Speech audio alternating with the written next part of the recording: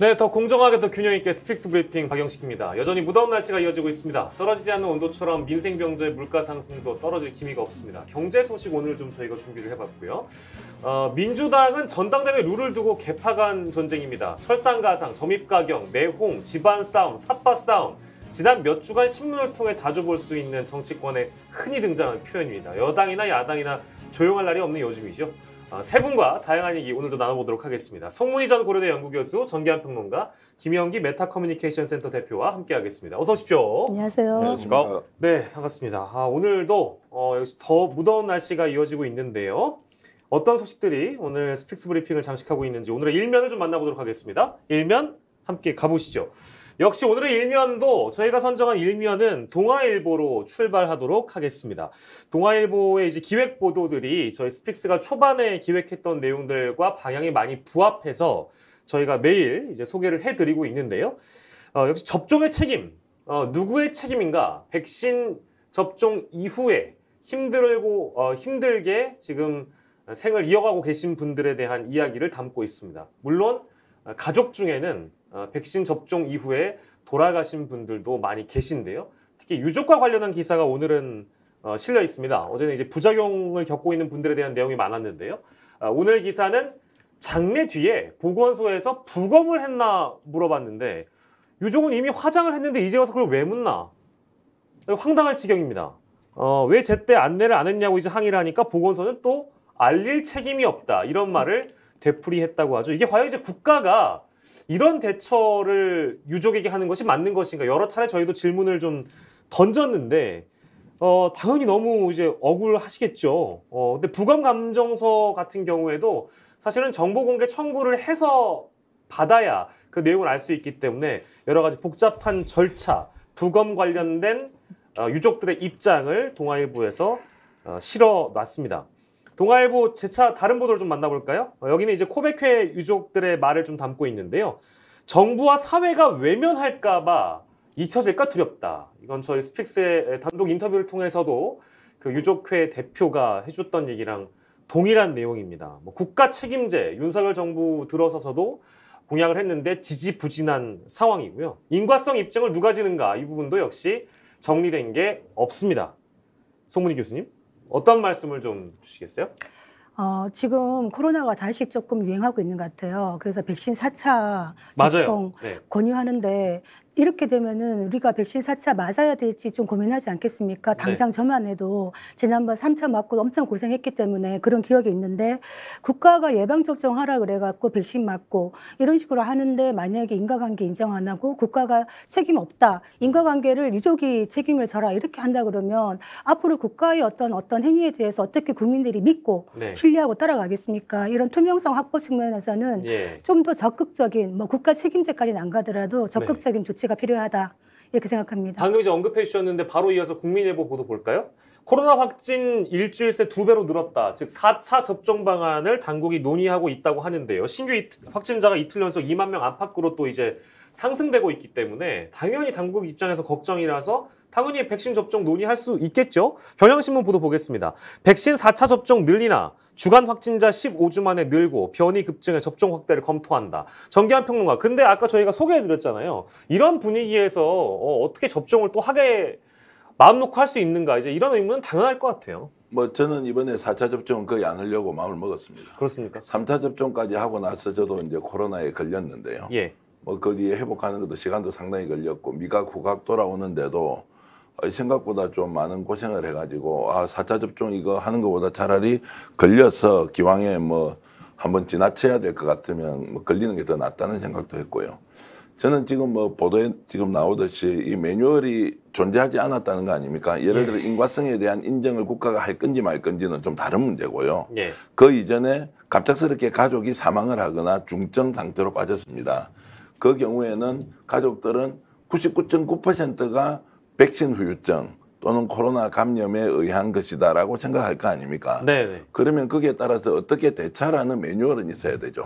과학적 입증을 통해서 추후에 어떻게 할 것인지 국가가 정확하게 평가하는 기준은 없다 하더라도 그 이전에 부검을 하라든지 또 부검의 기록을 보관하라든지 이런 매뉴얼 정도는 최소한 제안을 했어야 하는데 그런 것이 없다 보니까 이제 국가가 예를 들어서 백신 책임제를 하겠다.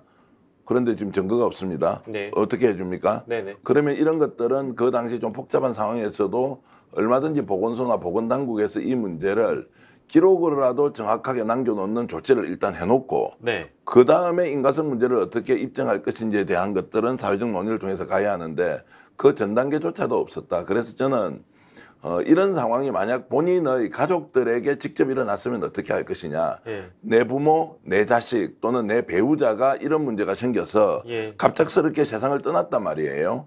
그 경우에도 이렇게 할 겁니까? 공무원 여러분? 네, 그렇습니다. 저도 말씀하세요. 공무원들의 책임이라기보다는 이 지도자의 의지의 문제 아니었겠나. 문재인 대통령 때 사실 우리가 코로나 모범 방역을 잘하고 있다 하고 칭찬한 거는 국민들이 정부의 그런 지시 잘 따랐기 때문이에요. 우리가 처음에 마스크도 없어갖고 마스크 줄 서갖고 사고 여기저기 쫓아다니고 했던 기억이 엊그제 같은데 저는 이것뿐만이 아니라 지금 이제 코로나 백서 만들어야 되겠다. 코로나 백서 지금 없거든요. 어떻게 정부가 대처했고 요양원에 계신 부모님이 코로나로 돌아가셨는데 비닐에 둘둘 쌓여갖고 돌아가시는 화장하는 그 장소에 접견도 못한 그런 유족들이 있습니다. 이런 부분까지 다 포함해서 정부가 어떻게 대응했는가 코로나 백서를 만들었으면 좋겠습니다. 예, 알겠습니다. 동아일보 보도 저희가 함께 해봤고요. 4차 백신 접종 늘려가는 상황에서 과연 안전하게 믿고 국가를 믿고 맞을 수 있겠는가 모르겠습니다. 자, 다음 한국일보 보도를 만나볼까요? 이건 좀 다른 주제인데요. 어제도 보도가 됐고 오늘은 이제 좀 한국일보의 제목을 좀 재밌게 달아놔서 서울 가자 이렇게 달아놨는데 코인 주식 손실금 탕감 소식에 서울을 간다는 얘기예요. 그러니까 이게 무슨 얘기냐? 서울 회생법원이 빚을 경감해 준다. 즉 지방 채무자들 사이에서 상경하게 되면 이 빚을 탕감해 준다라는 논란이 있는 겁니다. 채무자들이 환영하는 이유는 간단하다. 즉 3천만 원을 가상화폐에 투자했다가 1,000만 원으로 시세가 급락해서 2천만 원 손해를 봤다. 이러면 청산 가치를 1,000만 원 기준으로 계산한다는 거예요. 어디서? 서울회생법원 쪽에서 그렇다는 겁니다. 그러면 내가 지방 사는 사람인데 예를 들어서 3천만 원 넣어가지고 2천만 원 손해를 봤으면 코인과 주식과 관련해서요. 그럼 서울 가면 그 빚탕감 기준이 그렇다 이겁니다. 그러니까 이게 맞는 것인가? 뭐 형평성 논란도 아무튼 뭐 제기가 되고 있고 정계한 평론가 이거 뭐 바람직한 내용입니까 이게? 일단 빚을 지면 스스로 갚아야 되고요. 그렇죠. 파산에까지 이러면 이제 어느 파산법원에 신청하는 것이 유리하냐? 아마 이제 주소지 이제 법원에 신청을 해서 파산 절차를 밟아야 하는데요. 기사 내용을 보니까 이해할 만한 측면도 있고 이해 못할 수 있는 이제 내용도 있는 것 같습니다. 이해할 만한 측면은 파산이라는 것은 기본적으로 개인이 가지고 있는 부채나 이런 것들의 특수한 상황들이 있지 않습니까? 네. 은행에 대출을 했다 또는 가상화폐 투자를 했다 또 개인한테 지인한테 빌렸다 이렇게 하고 또 본인의 재산에 대해서는 압류, 가압류 이런 것들을 막 이제 해놓은 상태에서 어떤 것이 결과적으로 이분의 회생에 도움이 될 것이냐. 예. 그럼 회생의 가능성을 열어주는 것이 법원의 역할이지 않습니까? 저 제도의 또 목표이기도 하고. 예. 그런 면에서 각기 사람마다 다른 이제 내용을 담을 수밖에 없다는 것이 법원 쪽의 설명이고요. 예. 그럼에도 불구하고 이제 가상화폐와 같은 경우에 손실이 났으면 2천만 손실이 아까 말씀하신 대로 3천만 중에 2천만 손실이 났으면 2천만 손실은 인정해주고 나머지 1,000만 원만 가지고 본인이 갚을 수 있는 여력, 예를 들어서 뭐 10개월에 분납한다, 100개월에 분납한다는 거를 정해주니까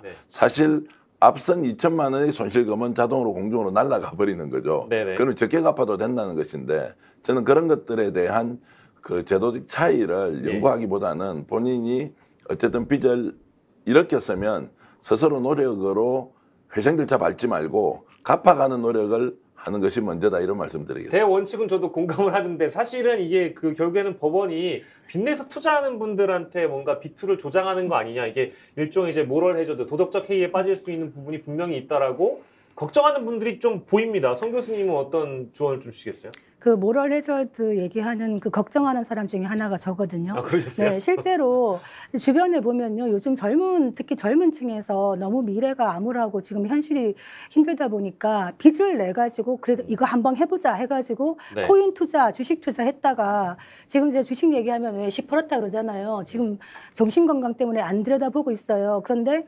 오랫동안 묻어두고 괜찮을 사람도 있는가 반면에 반대 매매 들어와서 팔려야 되는 사람들이 있단 말이에요. 비투한 사람들은. 그럼 이분들이 비투한 사람들이 만약에 저런 식으로 넘어갈 수 있다. 청산가치에서 저런 걸 떼버린다 하면은 뭐 빚 좀 내갖고 한번 또 투자 질러보고 안 되면 뭐 파산 하지라는 도덕적 해이를 부추길 수 있다라는 측면에서 저는 약간 걱정이 많이 됩니다.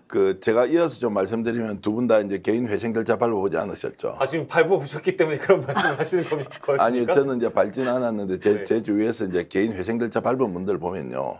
저 개인 회생 절차라는 것이 과거에 졌던 빚에 대해서 국가가 어느 정도 법원에서 탕감을 해주지만 이분이 신용회복을 해서 정상적으로 경제활동을 하는 건 매우 어렵습니다. 매우 어렵다는 것은 보통 어려운 것이 아니고요. 개인회생 절차를 밟아서 그 돈을 다 갚는다 하더라도 다시 한 번 더 이 사람이 자신의 신용, 크레딧을 가지고 금융사에서 대출을 한다거나 또는 국가기관, 신보, 기보 같은 데서 보증을 받아서 사업을 하는 거는 과거에는 그렇지 않았을 때 100 정도 지원을 받을 수 있으면 1 정도 지원받는다고 생각하면 됩니다. 그래서 저것이 권유나 권장이 돼서는 내용이 절대 아니고요. 가능한 한 본인 스스로 모든 것을 해결하고 신용을 유지하는 방향으로 잡도록 우리가 권고를 해야 하지 저 파산의 수월성이 어느 부분에 가면 더 있다 덜 있다 이런 쪽으로 가버리면 오히려 인생 더 망칠 수 있습니다. 저희도 이제 뭐 오해를 하시지 않게끔 아무튼 전계원 평론가의 말씀을 더불어 드렸고 회생법원이 오해하실 분들이 많을 것 같아서 연구회 세미나에서 또 설명하는 자리를 가진다고 하니까 그 내용이 또 어떤지 함께 들어보도록 하고요. 자, 김영희 대표, 혹시 이 기사와 관련된 댓글은 없어요? 왜 없겠습니까? 네네. 법관들, 정치인들이 혹시 주식으로, 코인으로 전부 다 잃어서 이런 거 아니냐? 일단 주체에 대한 불신들이 상당히 많습니다. 네네. 그리고 뭐 더 나아가서 뭐 서울 회생법원 압수수색해라 뭐 이런 얘기까지 격한 반응들 많이 나오고 있고요. 네네. 특히 이제 국민 상식에 어긋나는 이런 부분들이 좀 말이 안 된다. 도박에 가까운 투기를 왜 탕감해 주냐? 이런 분노 섞인 얘기들이 많고요. 또 제도 자체는 뭐 그렇다 치더라도 파산하려면 이제 개인 재산이 영원이 돼야 되니까. 근데 돈 있는 사람은 어떻게 하고 또 문제는 왜 서울에서만 이렇게 해주냐? 지역 차별이다 이런 얘기 당연히 나옵니다. 그렇군요. 저는 파산이고요. 제가 파산해 본 적 없습니다만 주변에 보면 여기도 좀 문제 있는 것 같아요. 사업하시다가 제가 아는 분 중에 최근에 한 1년간 직원 월급을 못 줬어요. 이분이. 그런데 나중에 어떻게 했냐면 나 파산 신청할 거야 하고 본인만 싹 빠져나갔어요. 근데 이제 법인 이름으로 사업을 하다 보니까 그런 식으로 파산 신청해버리고 직원들은 월급을 못 받고 그래서 저는 이런 부분도 파산도 좀 너무 쉽게 하는 부분이 있는 것 같아요. 빚을 지고 나서 열심히 갚아도 안 되는 사람들에게는 정말 저런 뭐 회생 절차라든가 필요하겠지만 정말 좀 그렇게 쉽게 넘어가는 분들도 있는 것 같아서 제가 뭐 경제적인 부분은 잘 모르겠습니다만 문제점이 있다 이런 생각이 들었거든요. 뭐라고 어떻게 한마디 해주셔야 아니요, 이제 조금 전에 말씀에 우리 이제 인터넷 댓글에 이제 판사들이나 뭐 하여튼 법조인들이 자기들 뭐 이런 게 있으면 좀 쉽게 빠져나가려고 하는 거 아니냐라고 하는데 참고로 말씀드리면 특히 이제 법관들 있지 않습니까? 법원에서 근무하는 분들은 만약에 이런 일이 있어서 개인한테 가압류나 이런 거 보정 잘못해서 들어올 수 있지 않습니까? 그러면 바로 업무에서 배제되고요. 대기 발령하고 있고요. 왜냐 그것이 재판에 직접적인 영향을 끼칠 수 있기 때문에 그런 것들은 이제 특별하게 관리를 하고 심지어 금융기관조차도 개인이 보정을 써서 본인의 그 통장으로 압류 같은 거 들어오지 않습니까? 그러면은 바로 업무에서 배제를 시켜서 돈을 다루는 데는 두진 않는다. 물론 퇴사를 시키진 않지만 그 정도로 이제 엄격하게 관리하는 체계도 있다 이 말씀을 드리겠습니다. 오해를 하시지 않게끔 아무튼 전기한 평가가 많이 포함해. 죄송합니다. 사실 우리 판사나 법관분들이 파산할 가능성은 사실 뭐 크진 않다고 봐야 되는데 혹시 모르죠? 주변에 정도의... 의사, 변호사 파산한 사람 봤어요. 보정 잘못 쓰면요. 보정 잘못 쓰면 개인한테 압류 들어올 수 있거든요. 충분히 그런 일이 생길 수 있어요. 그렇군요. 제가 순진했군요. 그렇다고 아마 이 댓글에 나온 부분들은 사실 감정적으로 이 기사에서 나온 것을 감정으로 받아들여서 그대로 이제 다시 반응을 하는 거라서 그 부분에 대한 이 핵심은 아마 이제 이 회생법원이나 법관이나 정치인, 사회 지도층에 대한 불신까지로 확장되는 민심을 읽어달라 뭐 이런 얘기인 것 같습니다. 알겠습니다. 저희 오늘 갈 길 바빠요. 좀 빨리 갈게요. 자, 다음 보도. 저희 스픽스가 선정한 일면에서는 어떠한 신문이 오늘 하루에 단독으로 기획 기사를 냈거나 주목할 만한 사연이 일면에 담기지 못한 경우에 저희가 일면으로 선정해서 가져오곤 하는데요. 한국일보가 스타 권력과 한류의 양극화라는 기획 보도를 냈습니다. 톱스타는 드라마 1회에 2억에서 5억. 근데 단역 배우는 최저임금의 시달리고 있다.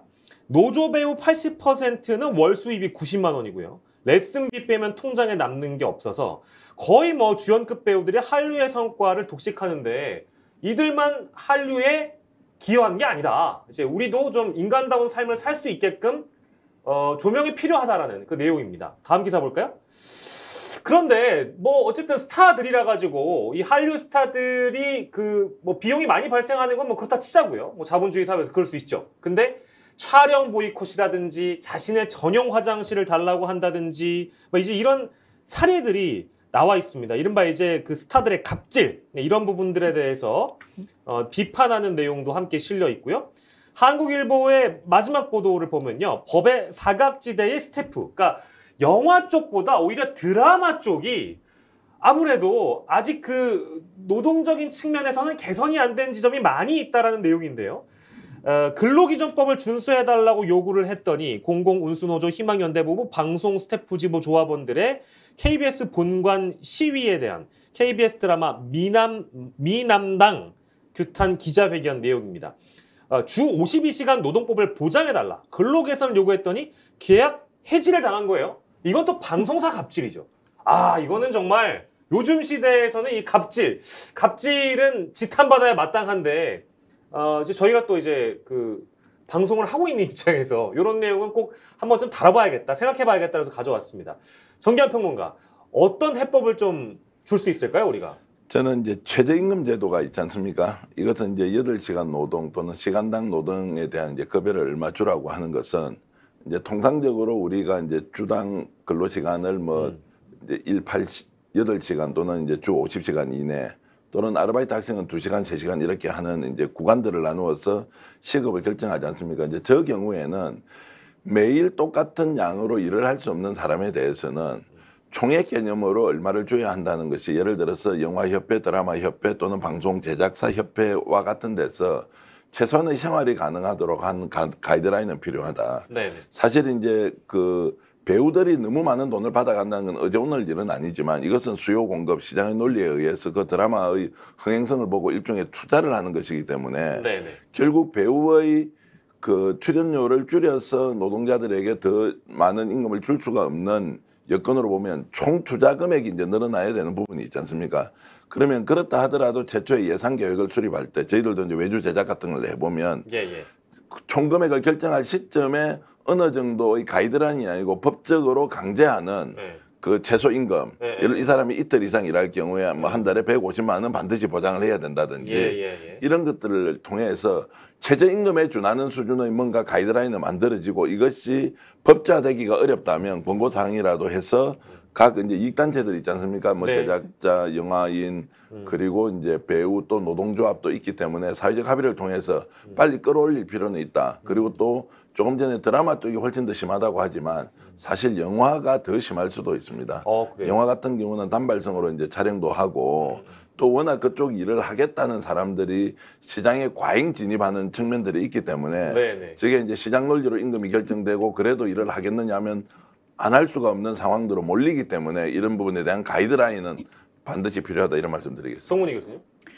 이거 우리가 뭐 갑질 얘기하면은 사실 도처에 갑질이 있죠. 그래서 스타들 얘기할 때 갑질 얘기 많이 하는데 어떤 분야에서 그 사람이 어떤 사람인지 알려면은 권력을 지어줘 보라 그래요. 권력을 지어줘 보면 그 사람의 인성이 어떤지 드러난다. 그래서 아마 높이 올라갈수록 인성이 제대로 되지 않은 분들은 충분히 저런 일을 할 수 있다 생각하는데 아프리카에 어떤 선교사가 가서 그 아프리카 아이들한테 맛있는 과자를 저기 앞에다가 주렁주렁 매달아 놓고 저기 제일 빨리 뛰어가는 아이한테 주겠다 이랬대요. 네네. 그랬더니 어떻게 했을 것 같아요? 뛰어갔어요? 아이들이 뛰어갔죠. 네. 그런데 죽으라고 뛰어가는데 다 같이 손을 잡고 뛰어갔어요. 아름답네요. 왜 그랬냐? 네 혼자 뛰어가면 네 혼자 다 먹을 수 있는데 왜 같이 손잡고 다들 뛰어갔냐 그랬더니 똑같이 하는 말이 내 친구가 못 먹고 나만 먹는데 어떻게 내가 행복하겠습니까? 같이 먹어야 행복하지. 그러니까 제가 이 말씀 드리는 거는 어떤 하나의 드라마, 어떤 하나의 영화 이런 걸 만들기 위해서는 물론 스타가 빛나죠. 그렇지만 수많은 이름 없는 스태프들이 같이 노력을 하기 때문이거든요. 거기에 정당한 대가가 들어가는 게 당연하다라는 것을 사실은 우리나라가 좀 인식해야 될 필요가 있는데 사는데 혼자서만 잘 살면 무슨 재민겨. 이런 얘기 한번 드리고 싶네요. 예, 우리 같이 갑시다라는 말씀 좀 드리고 싶고요. 자, 항상 송 교수님 뭐 그런 세상 만들어 놓으면 저도 같이 좀 끼어서 삽시다. 같이 가면 좋죠, 뭐. 네. 그런데 이제 사람의 그 자유의지와 또 기회가 공정하게 부여된 세상에서 경쟁을 한다는 것은 새로운 부가가치를 만드는데 필수적인 조건이라고 보면 아까처럼 말씀하셨던 이제 손잡고 같이 가서 나눠 먹는 게 좋다고 하는 생각도 있지만 네네. 누군가는 적극적으로 나서서 새로운 또 가치를 만들어서 그것이 동기부여가 돼서 세상을 좀 선순환한 구조가 있으니 어떻게 보면 앞서가고 뒤서가는 것을 잘못되었다고 하기보다는 앞서가고 뒤서가지만 그것이 함께 이해되고 또는 수용될 수 있는 사회적 규칙을 만드는 것이 훨씬 더 중요할 수 있다. 이런 말씀을 공자왈, 맹자왈로 한번 드리겠습니다. 어르신들의 좋은 말씀 여기까지 좀 들으면 안 될까요? 공자왈 얘기하시는데 저희 스픽스도 출연료 지금 패널들 1회당 200만 원 주시면 정말 잘할 수 있을 것 같아요. 지금 이제 모 방송국 모 이제 앵커께서 회당 200만 원 뭐 이 얘기 하고 있고 뭐 한쪽에서는 그거 너 왜 이렇게 많이 주냐? 아니 잘하니까 이거 시청자 많으니까 이런 얘기 합니다만 이게 자본의 논리로 다 인정될 수 있는지는 저는 조금 발칙하게 좀 도발을 해보겠습니다. 아니 뭐 200만 원. 발칙하게 제가 이제 반론을 하면 조금 전에 말씀하셨듯이 형편 안 되면 돈 안 가지고 하는 게 제일 좋은 거 아닐까요? 수입도 없이 오로지 콘텐츠에만 이렇게 열심히 투자해 보자고 하면 없는 돈 가지고 굶고 하다가 벌면 다 이렇게 나눠 가죠. 어떻습니까? 저희 스픽스 패널들 누구라도 뭐 땅땅땅 뉴스공장 앵커 하시면은 200만 원 안 주셔도 그만큼 할 것 같아요. 네, 제가 너무 도발적인가요? 오늘 감사합니다. 예, 오늘 두 분 아침부터 핑퐁 잘 하셨고요. 자, 우리 김영기 대표는 특히 이 충무로에서는 둘째가라면 서러울 핵심적인 역할들을 많이 또 맡아본 어떤 너무 단역 배우로서 영화판과 드라마판에 또 한마디 해주신다면 아니 뭐 사실 드라마나 영화 보면 이제 현실감을 주기 위해서 이야기의 또 빠른 전개를 위해서 실제 앵커들을 기용하는 경우가 있거든요. 저도 그렇고 박영식 앵커도 종종 드라마에 출연을 합니다. 그래서 약간 이제 저도 한 6, 7년 전부터 한 수십여 편 작품에 좀 출연을 했었던 것 같긴 한데 맞아요. 저도 이번에 나는 왜 오수재인가? 왜 오수재인가인가요? 뭐죠? 드라마. 왜 오수재인가? 그거 나왔어요. 네. 저도 뭐 바로 지난주에 알았어. 겨울씬 어쨌든요. 갔었는데 진짜 땀 흘리는 분들이 카메라 뒤에 있다는 거 이거 하나만은 조금 알고 계셔야 되지 않을까 싶습니다. 우리한테 감동을 주는 그 드라마 근데 그 바로 뒤에 이제 제작진들이 당장 이제 내일을 알 수 없는 불확실한 그런 현장에서 이제 그래도 보람을 찾고 또 시청자들을 위해서 땀을 흘리고 있다. 이거 정도는 우리가 좀 기억을 하고 여건상 뭐 이제 쾌적한 수준까지는 못 되더라도 법 테두리 안에서 기본적인 근로 여건 보장 이거는 뭐 크게 저는 이게 뭐 평등권이나 큰 가치를 논하지 않더라도 기본적으로 합당한 수준의 경제적 보상 그리고 건강은 최소한 지킬 수 있는 과로사 문제 정말 심각하거든요. 건강은 최소한 지킬 수 있는 근로 여건 보장 이런 부분들이 이미 법적 테두리는 마련되어 있는데 그것이 잘 정착될 수 있게 논의하고 관심 가져야 된다 이렇게 생각합니다. 저희 스픽스는 절대로 어떤 갑질을 한다든지 출연자들에게 뭐 서운해하게 할 그런 회사는 아닌데요. 중요한 거는 왜 그 우스갯소리로 그 예능 프로그램에서 그런 얘기 많이 나오지 않았습니까? 에라이 방송놈들이라고. 왜 방송국 놈들이나 이제 방송을 하시는 분들을 비하하는 표현이 조롱의 단어로 등장했는지를 방송국 놈들이 좀 고민을 해봐야 된다. 이제 이런 말씀을 좀 드리고요. 자, 스픽스가 선정한 일면 마지막 기사는 스픽스 뉴스에서 따왔습니다. 대구 경북권으로 잠깐 가볼 텐데요. 홍준표 민간 대구 경북 통합 신공항은 국비로 추진하겠다. 이제 특별법을 근거로 해서 이제 이런 대목들이 나왔는데요. 이철우 경북지사 뭐라고 얘기했냐?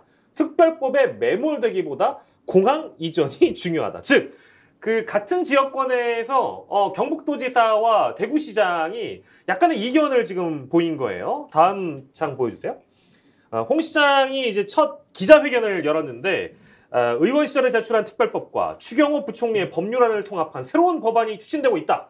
주호영이 발의할 예정이다. 이제 이렇게 얘기한 것을 두고 경북도지사는 공항 이전이 중요하다. 이제 이견을 보이면서 대구 경북권이 움찔움찔하고 있습니다. 자, 이거 어떻게 봐야 될까요, 정기한 평론가? 일단 대구 경북이 이제 삐걱삐걱거립니다. 벌써부터.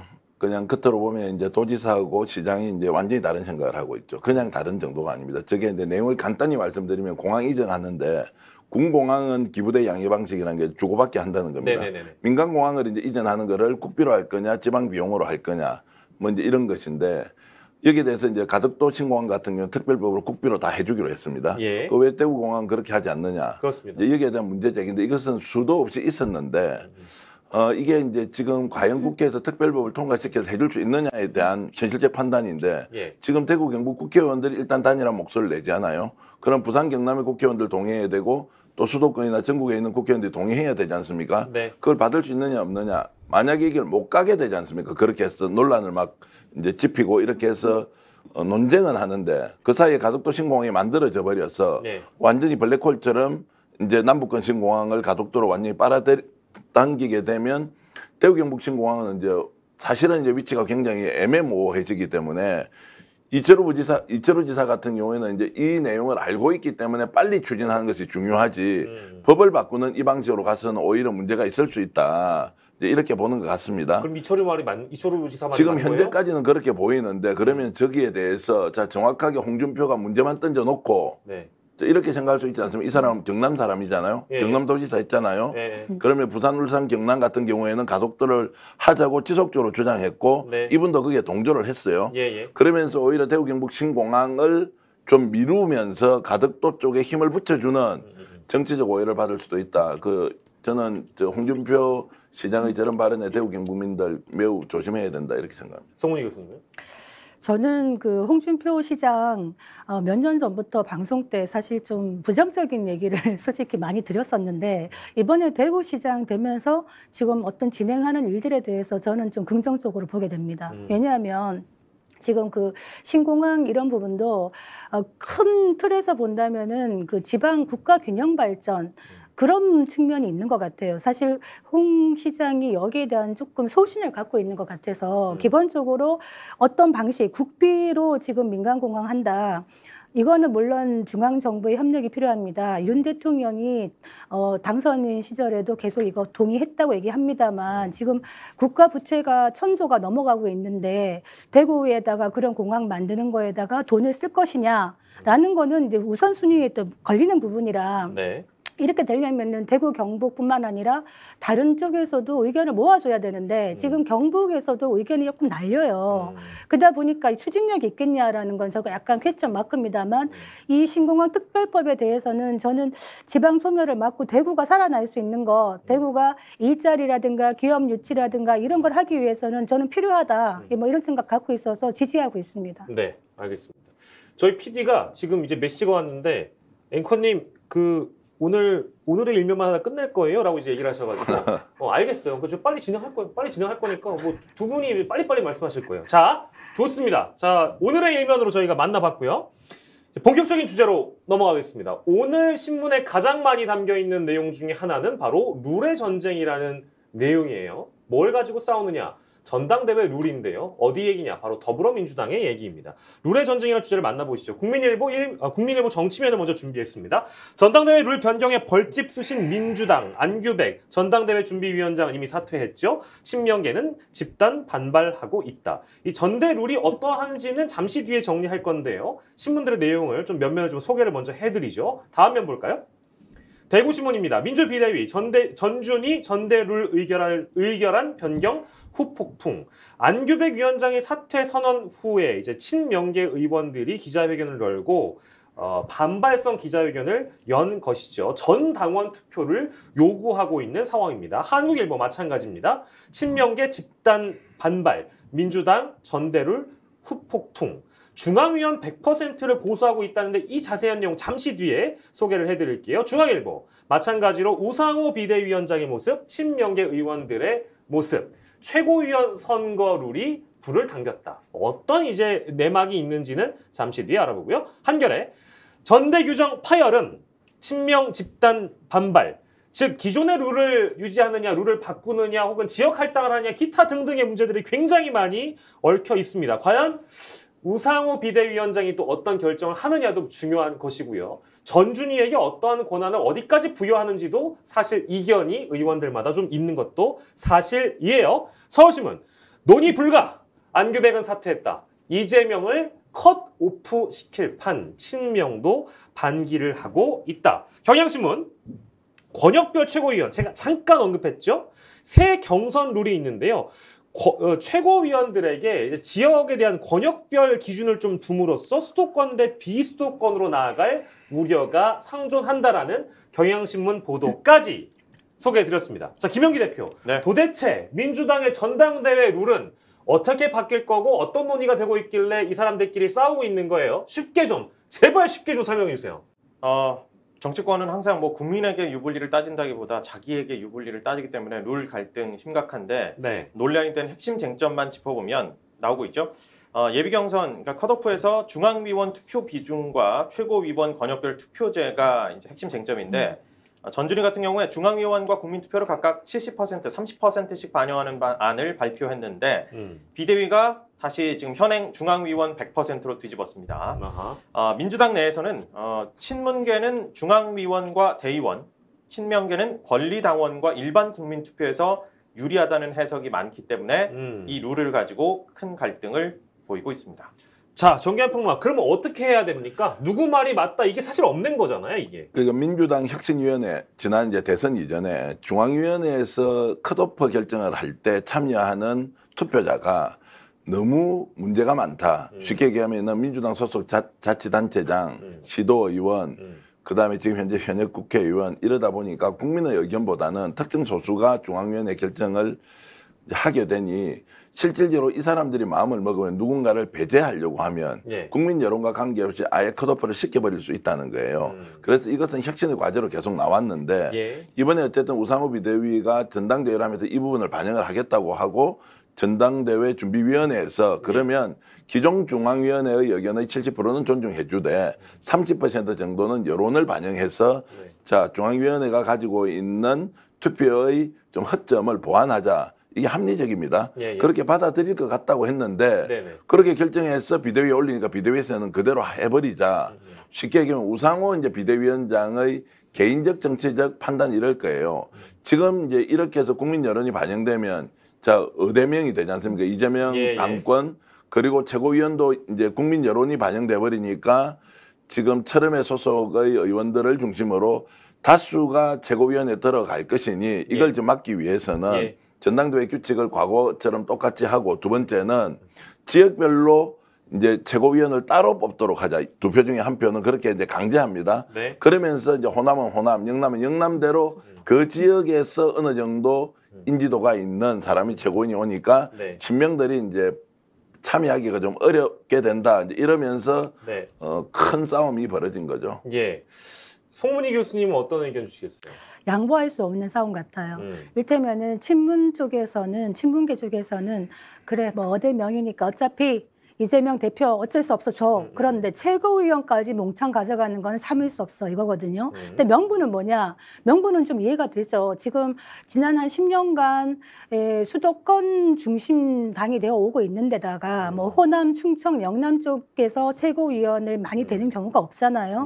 그러다 보니까 지금 가뜩이나 이재명 파에다가 최고위원까지 지금 수도권에 집중된 초선 국회의원들이 줄줄이 지금 최고위원 들어가 버리면 정말 말 그대로 이재명의 민주당이 되어버린다. 그래서 지금 임종석 전 의원이 이재명의 민주당 말고 민주당이 이재명 돼야 되는 거 아니냐라고 비판하고 있잖아요.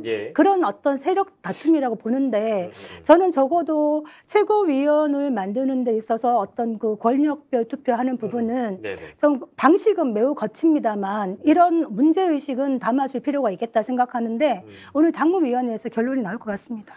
그래요. 뭐 아무튼 집안 싸움이 격화되면 격화될수록 이 혁신과는 좀 멀어지는 게 아닌가 이제 이런 목소리도 나오고 있기 때문에 뭐 잘 정리를 하십시오. 민주당 상황 살펴봤고요. 오늘도 다시 한번 외쳐보는 준모닝 시간입니다. 준모닝으로 나아가도록 하겠습니다. 이준석 대표의 오늘 역시 뭐 안개 속이죠. 영남일보의 보도 먼저 만나볼까요? 징계심의 앞두고 윤 핵관 또 직격. 윤리위 시작되자 공격이다. 자진 사퇴 때는 2030이 당연히 대거 이탈할 것으로 보이고 이준석 대표 스스로는 재심 청구할 가능성도 높아 보이고 민심이 일어나 돌아서지 않을까라는 이제 우려가 당내에 있는 것은 분명합니다. 근데 여기서 이 메시지를 좀 주목해 볼게요. 서울신문의 보도입니다. 권성동 원내대표 속도보다 뭐가 중요하다? 정확도가 중요하다. 즉 지금 7월 7일로 그러니까 내일로 지금 날짜가 잡혀 있는데 요 메시지가 나온 거는 이러다가 다시 또 뭔가를 연기해가지고 이 밀리는 게 아닌가 싶으면 저희는 내일 모레도 준모닝을 해야 됩니다. 다음 주에도 준모닝 할지도 몰라요. 답답합니다. 자, 어떻게 전망하세요? 요거 좀 짧게 짚을게요. 정계평론가. 근데 윤리위가 권성동 원내대표 아래에 있는 조직입니까? 그건 아니죠.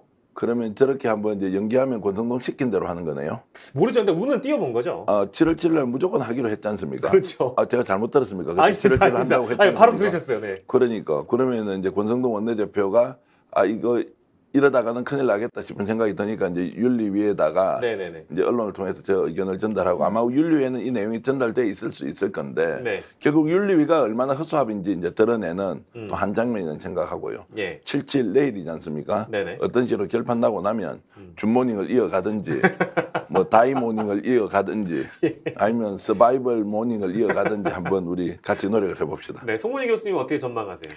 밀리진 않겠죠, 저게? 권성동 원내대표가 저렇게 말하는 거는 그 윤리위에도 부담이 될 것 같아요. 그래서 네. 저는 어정쩡한 봉합 형태가 계속 되지 않겠나. 네. 열리더라도 예. 저는 사실 늘 얘기했습니다만 수사 결과가 나오고 난 다음에 윤리위원회 하면 될 텐데 예. 왜 이렇게 하느냐, 이 시점이 안 좋다 이 얘기했는데 그건 계속적인 부담이 될 거고 또 이준석 대표가 계속 언론 플레이 하지 않습니까? 윤핵관이 나를 쫓아내려고 그래요라고 계속 우리도 지금 매일 하고 있잖아요, 아침마다. 네. 그렇게 되면은 여론이 뭐 말도 많고 탈도 많고 이준석 대표도 문제가 많아 보이는데 그렇다고 해서 또 필요할 때 써먹고 쫓아내냐? 또 이런 여론이 커지게 된다면은 2030뿐만이 아니라 중도의 보수 측면도 떨어져 나갈 수가 있기 때문에 지금 굉장히 부담을 안고 있다. 그 얘기를 하는 것 같습니다. 예. 속도보다 정확도가 중요하면 시점을 지금 열지 않았어야 되는 거죠. 예, 정계평론가. 그 빠른 속도를 요구하는 김정은 PD님께 죄송하다는 말씀드리고 한 말씀 올리겠습니다. 네네. 지금 이제 국민의힘 내부에는 실제로 싸움이 윤핵관과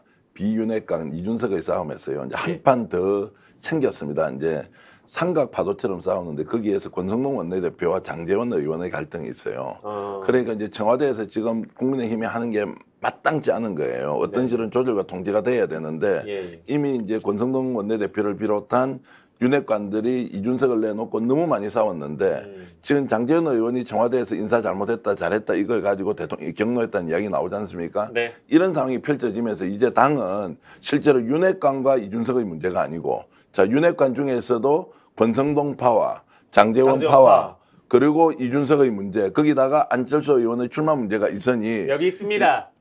맞습니다. 네. 그렇게 해서 이것이 이제 조절과 통제가 거의 안 되는 상황으로 대혼란에 빠질 가능성이 있다. 대통령 지지율만 떨어지는 문제가 아니라 국민의힘이 내일 앞을 당장 쳐다볼 수 있는 암흑판으로 뛰어들고 있습니다. 네, 이런 집안 싸움, 그러니까 뭐 여당, 야당 할 것 없이 아무튼 정치권의 집안 싸움을 보고 국민들이 좀 피로도를 느끼진 않을까 이런 생각도 드는데 아무튼 이 권성동의 한마디가 권성동 원내대표 한마디가 징계위의 날짜에 어떤 영향을 주는지 한번 지켜보도록 하시죠. 당장 내일이기 때문에 이걸 만약에 연기한다면 뭐 실제 방증이기도 하겠네요. 권성동 짱! 뭐 이런 아니 방식. 실제로 권성동 원내대표가 제가 볼 때는 그나마 지금 국힘에서 네네. 윤핵관 사이에서도 약간 간극이 있는 것 같고요. 예. 그나마 갈등 조정 역할을 하고 있다. 네. 맏형으로서 뭐 그런 생각은 들어요. 지금. 알겠습니다. 자, 다음 주제로 바로 넘어가겠습니다. 다음 주제는 이런 제목을 가지고 왔습니다.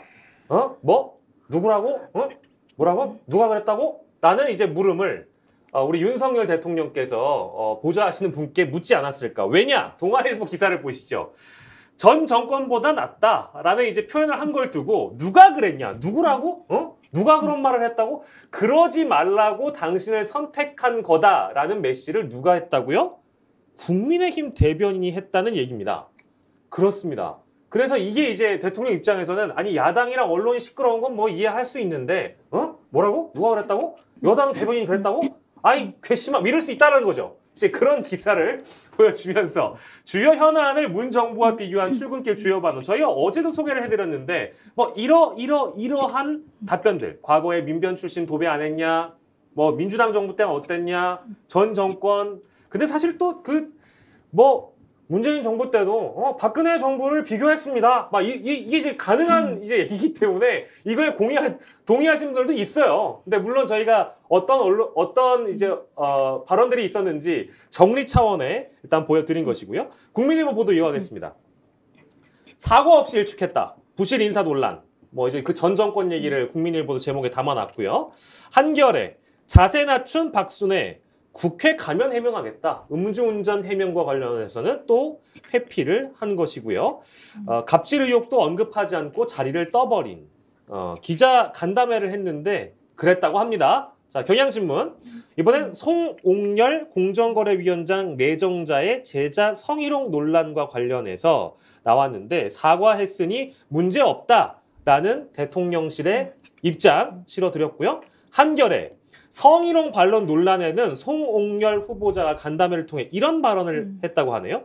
분위기를 띄우려다가 만취했던 것을 뼈아프게 후회한다. 그러니까 이게 앞에서 만나봤던 우리 박순애 교육부 장관과 송옥열 공정거래위원장 내정자 이상하게 두 분 다 술과 관련이 있어요. 그렇다면 이 술과 관련돼서 잘못했는데 대통령께서 너무 이 술에 또 혹시 관대한 건 아닌가라는 의견이 있을 수도 있다. 이거 제 얘기는 아니고요. 그렇습니다. 자, 그래서 한겨레가 어떤 보도를 하고 있느냐. 윤회 시간이 무려 2달이 지났는데요. 여전히 반문재인만 소환을 하고 있다. 다음 보도예요. 다음 거요. 다음 장 넘겨주세요. 그렇습니다. 반문재인만 소환을 하고 있는 것이고 그래서 경북일보가 좀 더 깊게 들어가 봤습니다. 대통령실은 지금 어떤 상황이기에 이 지경에 취해 있는가. 윤석열 대통령이 취임 이후 50여일간 거칠 것 없어 보이는 직진 행보를 이어가면서 여권은 물론 대통령실 일각에서도 우려의 목소리가 나오고 있다는 경북일보의 취재입니다. 외교 안보 이슈에 집중하면서 현 상황을 타개하려고 했는데 나토 별 효험 없었죠? 그래서 윤 대통령은 지지율 등락에 개의치 않고 오직 국민만 보고 가겠다면서 직진형 리더십을 고집하고 있다는 것이 대통령실의 현 주소라고 합니다. 총평 듣겠습니다. 아무도 못 말리죠. 또 말릴 수도 없고 뭐 저렇게 가시는 수밖에 없지 않겠습니까? 입이 아프도록 비판해드려도 뭐 들어주지도 않으시는데 어떻게 하겠습니까? 특히나 뭐 술 먹고 실수하는 거는 이 정부에서는 어느 정도 용납이 되겠습니다. 대통령께서도 뭐 폭탄주 한 20잔 정도 드시고 지기 어리게 어깨동무 하시는 거 좋아하고 그리고 소주 4병 먹고 이제 0.256 정도 되는 정말 극만취 상태에 있는 분도 교육부총리로 올라가서 하시고 조금 전에 그 송옥열 위원장 같은 분 한번 보십시오. 분위기를 띄우려고 한 분위기를 띄우려고 했는데 만취한 것이 큰 실수다. 만취가 실수입니까? 아니면 그 다음에 행동이 실수한 겁니까? 그 다음에 말을 잘못한 것이 실수지 어떻게 분위기 띄우려고 만취한 것이 큰 죄입니까? 분위기 띄우려고 만취한 사람 많죠. 그러고도 실수를 안 해야 되죠. 맞아요. 그리고 뭐 법학 전문대학 교수면 그 서울대 법대 교수 아닙니까? 그 이런 분들이 해명의 수준이 이 정도니 또 그럼 왜 이렇게 해명했습니까 하면 언론이 또 받았을 때 꼭 필요한 말만 이렇게 오렸어서 자기를 더 공격했다고 또 하시겠죠. 어쨌든 제가 느끼기에는 술과 관련돼서는 이렇게 관대하면 이제 윤 정부에서는 음주운전 뭐 이런 것들을 대체로 법원에서도 관대하게 선고유예도 많이 해주고 벌금도 깎아주고 이런 일들이 법과 원칙에 따라서 뭐 잘 이루어지겠죠. 저는 정말 그 애정 어린 비판을 할 수 있는 쓴소리 비서관 또 얘기하는데 아까 젊은 국민의힘 대변인이 얘기했잖아요. 왜 문재인 정권 자꾸 기준을 비교하느냐. 못했기 때문에 더 잘하라고 뽑은 거 아니냐. 그래서 뽑은 거 아니냐. 저도 이 말을 계속 했었습니다. 그래서 이후 여하 불문하고 이런 인사나 이런 부분에 대한 국민의 걱정이 높아진다면 윤 대통령께서 자세를 낮추고 국민의 목소리를 듣고 겸손하게 송구하다라고 해야 되는데 어제 박순애 장관 임명하면서 언론과 야당의 공격받느라 고생했다. 이 얘기는 정말 대통령의 언사로서는 국민들이 받아들이기가 참 화가 나는다. 그래서 그냥 솔직하게 말씀하시는 뭐 캐릭터긴 합니다만 국민의 어떤 걱정을 들으신다면 저렇게 말씀하셨을까 싶어서 권력자 주변에 이 신비경호 하는 사람들이 넘쳐나면 문제입니다. 윤 대통령이 그렇게 말귀가 통하지 않는 분 아니라고 저는 생각을 하고 옆에서 이런 말을 해주는 사람들이 필요하다. 쓴소리 비서관 만들어라. 다시 한번 얘기합니다. 토닥거려 주려면 정말 따로 불러가 개인적으로 하든지 저걸 언론 듣는 데서 저 얘기를 하면 그러면은 우리처럼 하고 있는 언론은 뭡니까? 허탈하죠. 허탈한 게 아니죠. 분노를 느끼죠. 대한민국 모든 언론이 대통령한테 비판적 목소리를 좀 내면 그게 국민의 목소리라 생각하지 않고 언론이라는 것들이 사실관계도 파악하지 않고 특정한 면을 가지고 공격만 하고 자빠져 있네 이런 이야기 아니에요? 예. 그런 이야기로 들리지 않습니까? 언론인 여러분? 저만 그렇게 듣습니까? 그러면 죄송합니다. 저희가 잘하겠습니다. 저희가 잘하면 되죠. 근데 저희가 아까 이름을 소개를 못 해드렸네요. 쓴소리 비서관으로 앉혀드리죠. 국민의힘 박민영 대변인이 페이스북에서 윤 대통령에게 쓴소리를 했다고 하고요. 요 분은 윤석열 캠프의 청년 보좌역으로 지난 대선에서 활동한 분입니다. 그래서 이거는 언론과 야당 때문에 고생했다라고 뭐 이제 그 박순애 장관께 말씀하실 수 있지만 이분은 여당 대변인이라는 점 다시 한번 고지시켜 드리고요. 자, 이 내용과 관련된 혹시 댓글 있습니까? 그러니까 반면에 아침에 제가 오면서 모 여당 의원이 그런 얘기를 하는 걸 들었습니다. 네. 민주당의 한 얘기였다. 네네. 전 정권에 그렇게 훌륭한 장관이 있었냐 이런 거는 민주당이 한 얘기였다 이렇게 변명을 하시더라고요. 도어 스태핑에서 답변을 한 게 그렇죠. 민주당 들으라고 대통령이 한 얘기였다. 네, 그래서 권성동인데요, 그거? 저는 이제 이해가 안 되는 게 아니 그 진짜 말씀하세요. 그러니까 기자회견이 누구를 향한 그 메시지를 내는 거고 누가 듣는 건지를 잘 모르고 계신다는 생각이 들고 게다가 이제 여당 의원까지 그렇게 인식을 하고 있다는 게 참 개탄스럽다는 생각이 들고 네네. 출근길 기자회견 어제 제가 자세히 이제 기자의 말을 끊어가면서 불쾌한 심경 여과 없이 드러내면서 말씀드렸다는 그 맥락을 전해드렸었는데 이게 과연 민주당의 한 얘기로 국민들이 이해하고 있는지 댓글을 좀 살펴봤는데요. 예. 자, 할 말이 없다. 이게 대통령의 언사인가? 자꾸 비교하지 말고 할 일을 좀 해달라 이런 얘기 있었고요. 전 정권 비교하는 게 일이 아니지 않느냐. 전 정권하고 다르게 하라고 국민들이 선택을 해줬는데 전 정권이 못했으니 우리 보고 비판하지 말라고 한다는 것은 말이 안 된다. 집권 내내 이렇게 전 정권 탓만 할 것이냐라는 격앙된 표현들 제가 다 거르고 나서도 이런 정도가 댓글 민심으로 확인되고 있습니다. 알겠습니다. 윤석열 대통령이 전에 이제 검찰에 있을 때, 검찰총장일 때도 마찬가지고 이제 평검사 하셨을 때도 뭐 기자들과 이제 격이 없이 지내는 것도 굉장히 좋아하고 뭐 말씀하시는 것도 굉장히 좋아하고 그래서 뭐 격이 없는 그런 인터뷰하는 거 좋아하시는 걸로 뭐 굉장히 유명하시긴 한데 이게 기자들이 질문하는 거는요, 국민들이 질문하는 겁니다. 그리고 기자들에게 답변할 때는 국민한테 답변을 하는 거예요. 근데 그거를 저는 아까 되게 참신한 접근이었어요. 민주당에게 했던 얘기였다. 라는 그 어떤 모 의원의 항변이라는 게 참신하다. 참신한데 좀 뻔뻔한 줄은 알아야 되겠다. 이제 이 생각이 좀 들어서요.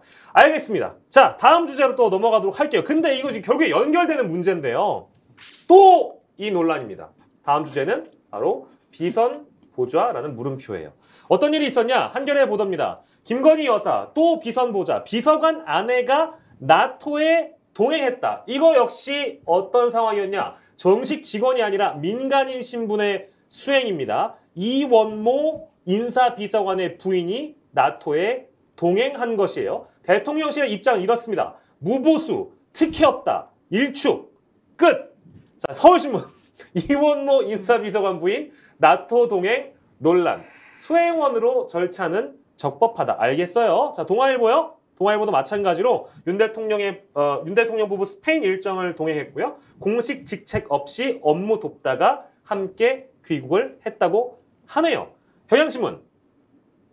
기타 수행원 자격이라고 대통령실은 해명을 했습니다만 이 비선보좌 의혹이라는 거는 다시 도마 위에 오르게 됐습니다. 요것도 짧게 총평 두 분께 듣겠습니다. 먼저 하시죠. 뭐 저는 지금 신문들을 이제 할 말이 없으세요? 아니 갑자기 욕이 나올 것 같아가지고 아니 저는 저기 비선이라고 자꾸 얘기하는 거는 좀 문제가 있는 것 같아요. 네네. 그냥 저렇게 얘기하지 않고 민간인 논란? 김건희 여사가 그냥 다니는 거 보기 싫다. 이렇게 저는 들려져요. 비선이라고 하기에는 저분들이 지금 뭘 하는 건 없어요. 그냥 수행하는 것 뿐인데 문제점이 있다면 두 가지죠. 김건희 여사가 왜 제가 늘 얘기하지만 매듭을 좀 짚고 활동을 하셔라. 근데 전혀 매듭 없이 얼렁뚱땅 넘어가면서 활발한 활동을 하는 게 국민들 눈에는 마뜩지가 않은 거예요. 그 첫 번째. 그리고 두 번째는 저런 어떤 수행을 하거나 할 때 굳이 제2부속실 만들지 않더라도 공조직으로 만들어라. 그래서 여사가 영부인으로서 할 수밖에 없는 일들이 많아요. 앞으로 더 많아질 거기 때문에 네네. 그렇게 하면 될 텐데 왜 그걸 하지 않고 계속 저런 비선의 그런 얘기를 비판을 듣고 있느냐. 저는 비선에는 동의하지 않습니다만 예. 이분을 공조직으로 넣으면 되지 않겠어요? 네. 근데 제가 예를 들어서 하나 말씀드리면 네. 서울시장이나 뭐 광역자치단체장이 해외 순방을 하는데 자기가 과거에 데리고 있던 직원의 부인을 사전에 뭐 조사도 하고 현장 나가서 중요한 접견하는데 네. 옆에서 업무 지원을 하도록 했다. 네. 자, 좋은 말로 업무 지원이라고 합시다. 네. 뭐 일본어 전문용어로 한번 쓰겠습니다. 네네. 씨다바리를 했다. 씨다바리를 했다. 뭐 이렇게 이제 억양이 조금. 뭐 그렇죠. 제가 이제 일본어 발음은 뭐 하여튼 이렇습니다. 네네. 이게 지금 2020년도 대한민국에서 일어날 수 있는 일입니까? 특정 직장에서 근무를 했는데 그 부하 직원으로 있던 부인이 평소에 잘 알았다고 칩시다. 그 대통령이 되었어요. 그 해외 순방 갔는데 그 부인의 영접을 위해서 중요한 행사에 동원해서 일종의 업무 지원이라고 하지만 사실 비서 역할 아닙니까? 이게 말이 되는 이야기입니까? 그러면 우리 대통령은 과거에 조직의 검찰총장을 할 때거나 또는 그 이전에 서울중앙지검장을 할 때 부하 직원들 또는 부하 직원들의 부인들 이런 것들이 일종의 봉건사회의 영주처럼 다 연결이 되어서 내가 너의 인생을 책임질 테니 네 부인도 평소에 친하게 지내니 필요한 일 있으면 서로 지원하자. 예. 이게 무슨 봉사활동 가서 하는 것도 아니고 말이에요.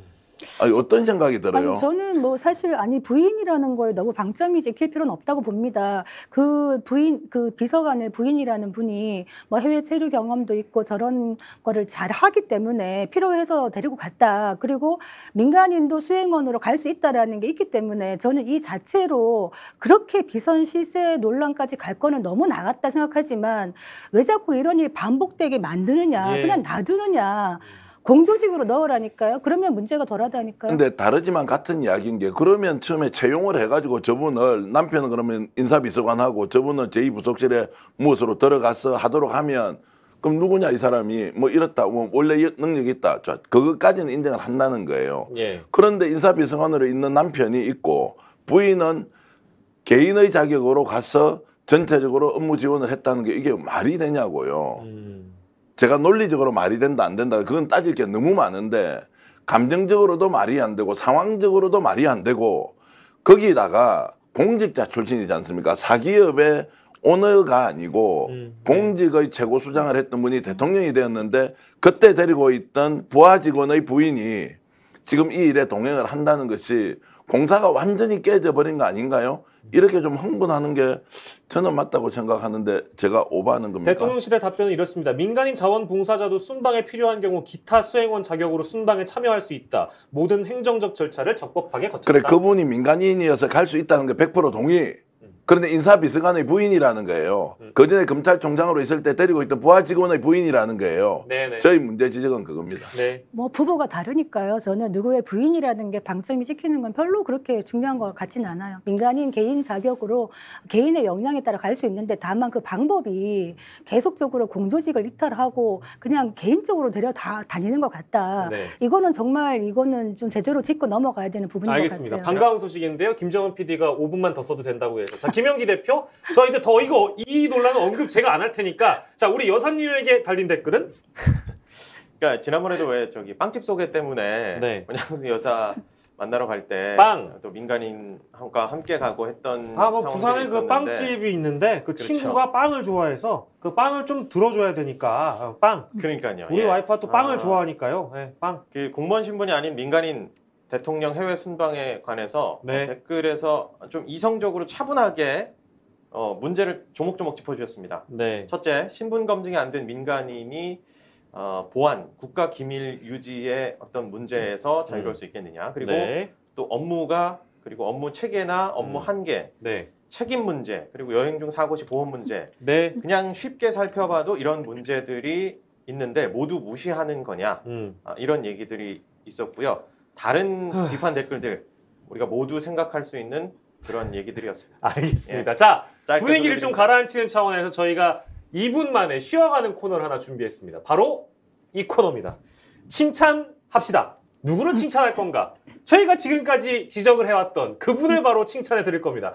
이거는 절대로 여기다 사줬다 하시면 안 돼요. 무조건 칭찬해 주셔야 됩니다. 자, 세금 축내는 식물위원회를 우리 윤 대통령께서 대수술하십니다. 그래서 그 대통령 직속위원회가 있는데요. 20개 중에 6개 남기고 모두 통폐합할 거거든요. 이렇게 되면 예산 절감의 효과가 있다 이 얘기고요. 대구일보, 민생 현장 찾아가서 국민 어려움을 청취하겠다. 매주 비상경제회의도 직접 주재한다고 하고요. 중앙일보도 마찬가지로 허리띠를 졸라 매겠습니다. 라고 이제 윤 대통령께서 직접 하셨습니다. 자, 짧게 칭찬해 주세요. 저는 칭찬해요. 네. 저는 이 기사 보면서 당연히 해야 되는 일이다. 네. 이거는 윤 대통령이 잘하고 있다. 이걸 제대로 잘 해내면은 조금 지지율 올라가지 않겠나 생각하는데 민생, 비상민생 옮기겠다 좋고요.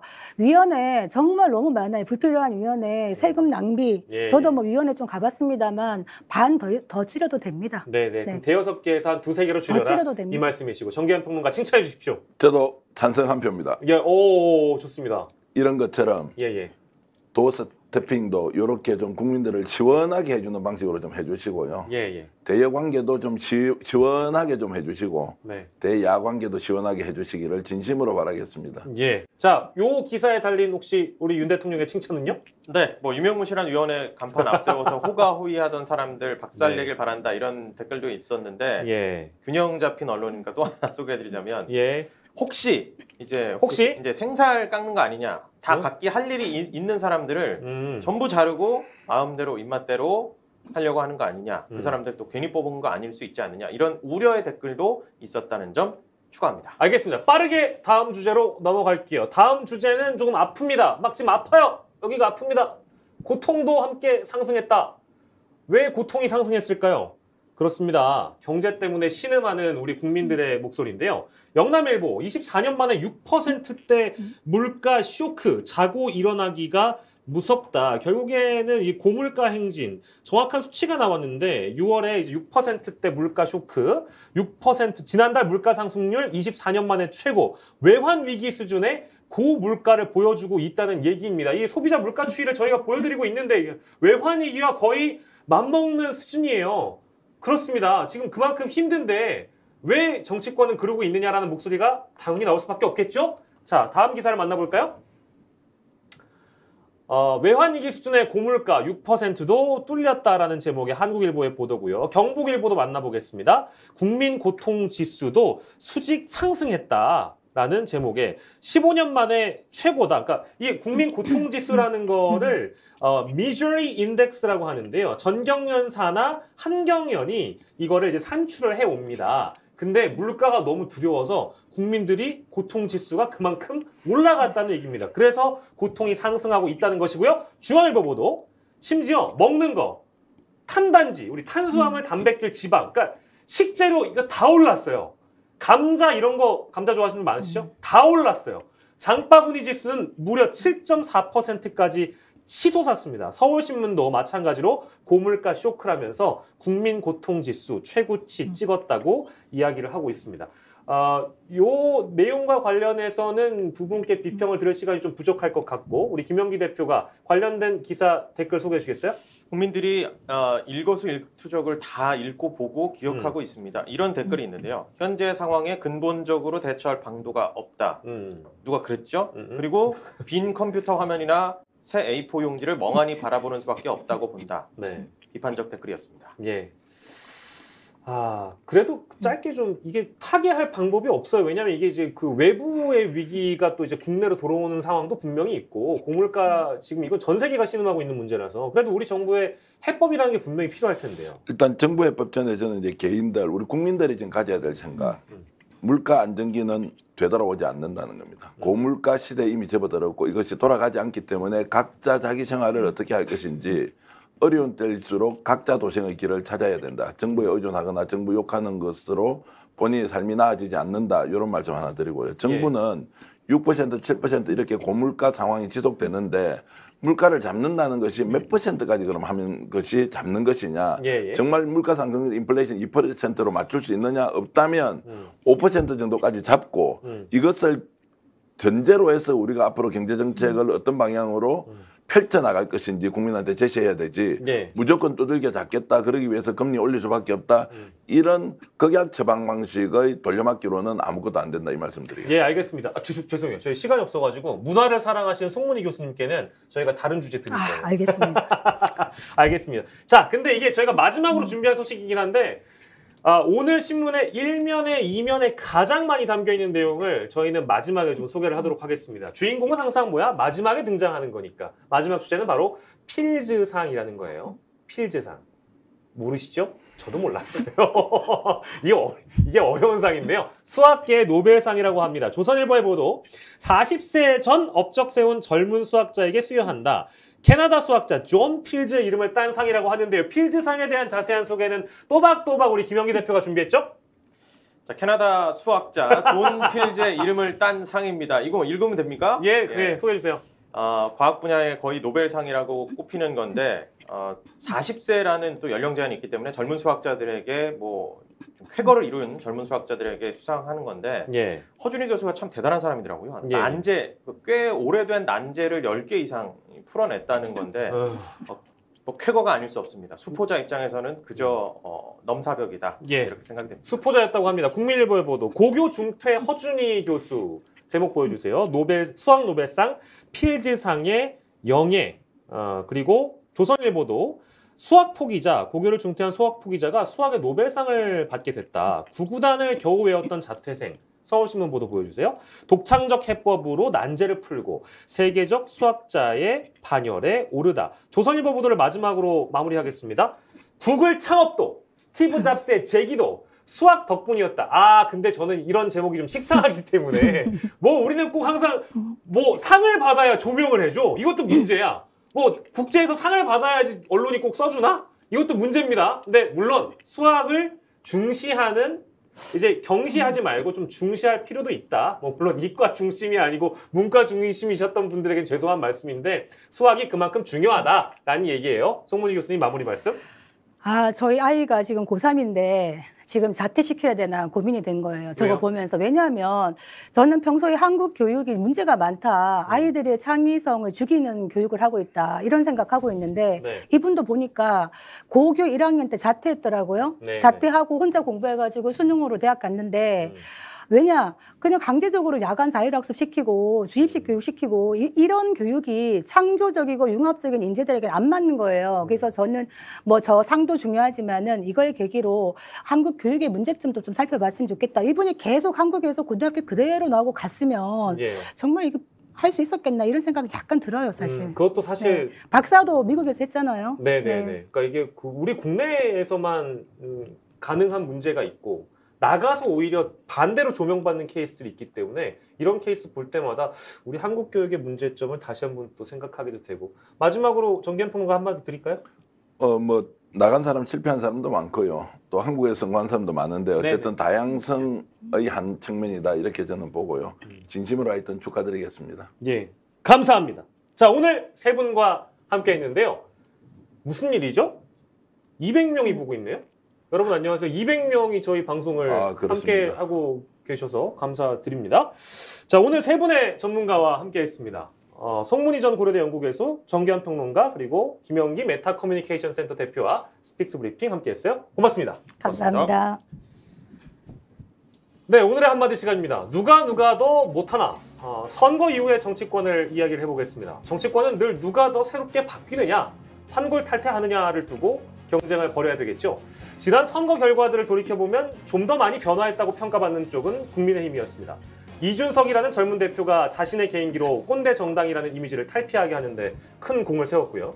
그러는 사이에 이대남이라 부르는 젊은 남성들이 보수 정당을 지지하는데 이르게 됐습니다. 그런데 웬걸?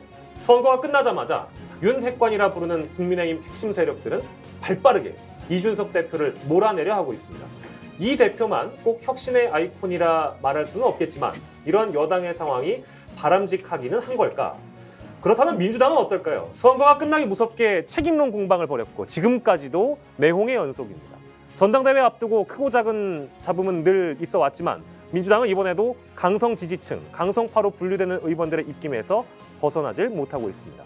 여전히 민심을 뒤로하는 퇴행적 행보가 계속되면서 우상호 비대위원장이 바라는 당내 혁신이란 게 과연 가능한 것일까 의문입니다. 정치권의 낡은 관성과 노골적인 집안 싸움에 양당의 혁신이 너무 멀리 가버리는 것은 아닌지, 언제나 그랬듯이 우리의 정치는 오늘도 누가 더 못하나를 벗어나질 못하고 있습니다. 오늘의 브리핑을 마치겠습니다. 여러분 고맙습니다.